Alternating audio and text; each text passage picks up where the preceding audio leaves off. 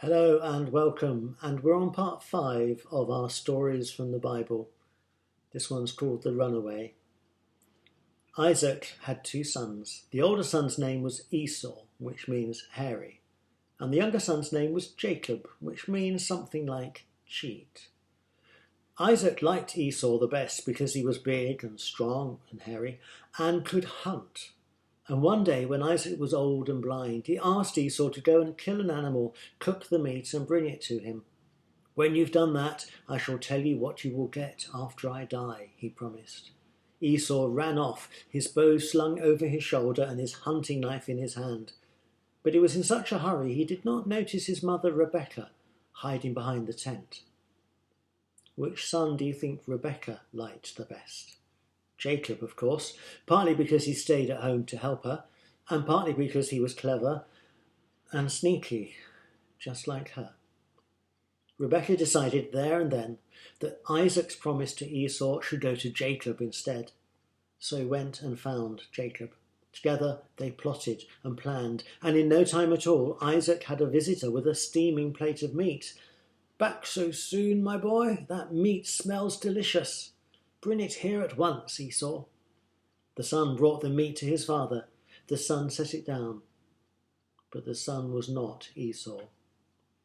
"Here you are, father," said Isaac in as gruff a voice as he could muster.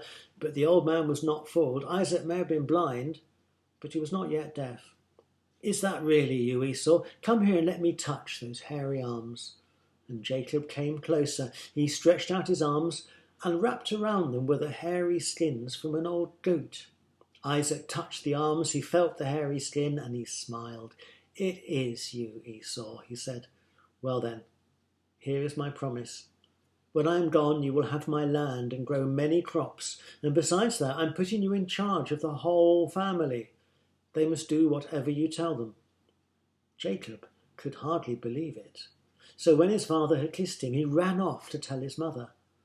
And it was a good thing, for not a minute later Esau came to his father with another plate of meat.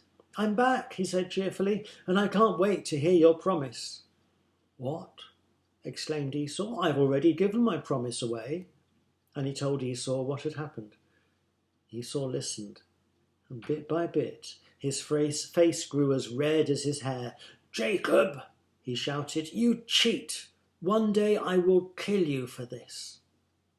But God was watching, and God had something very different in mind as Jacob ran and ran.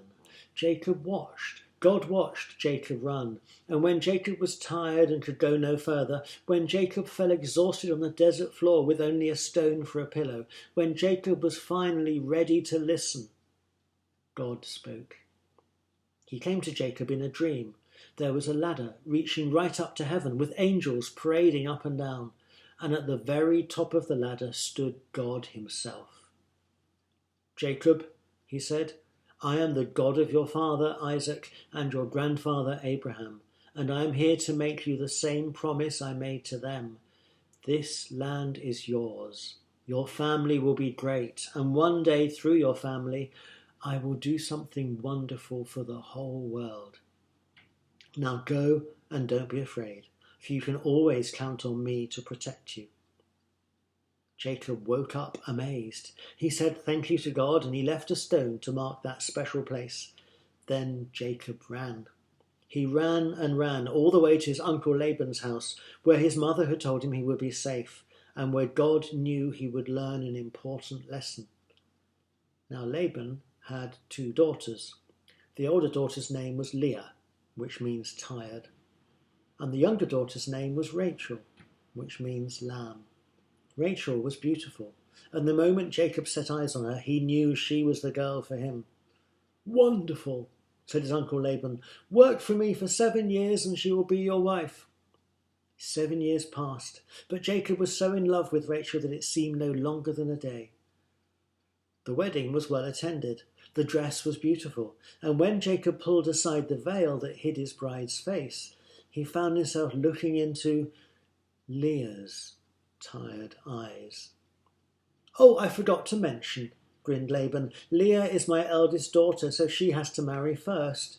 But you can marry Rachel next week, if you like, as long as you promise to work for me for another 7 years." Jacob looked at the ground. Now the cheater knew how it felt to be cheated. What else could Jacob do? He waited a week, married Rachel, and worked another 7 years for his uncle Laban. Then he headed home, a very different man from the one who had run away. Jacob walked and walked. And when his home was no more than a day's walk away, he saw Esau, his brother, walking towards him. Jacob told his family to stay behind and walked ahead to face his brother's anger. He wasn't running now. He believed that God would protect him. And so God did, because Esau was different too. When he saw Jacob, he ran up to him, reached out his hairy arms and hugged him. "I'm sorry," said Jacob. "I forgive you," Esau answered. And the two sons of Isaac became brothers at last. Amen.